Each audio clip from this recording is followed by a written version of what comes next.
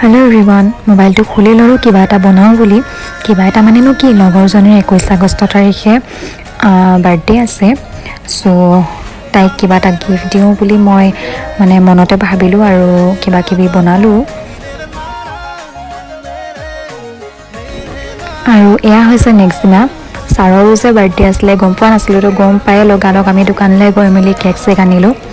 লগতে আমাৰ আন এজন ছাৰৰ বিভাগৰে আমাৰ ডিপাৰ্টমেণ্টৰে আন এজন ছাৰৰো কৰ্মজীৱনৰ 25 বছৰ সম্পূৰ্ণ হ'ল, তাৰো আমি চেলিব্ৰেশ্যন কৰিলোঁ। তো ভিডিঅ'টো চাই ভাল পালে like, comment, share and subscribe কৰি দিবলৈ নাপাহৰিব। আজিলৈ আহিছোঁ, বাই।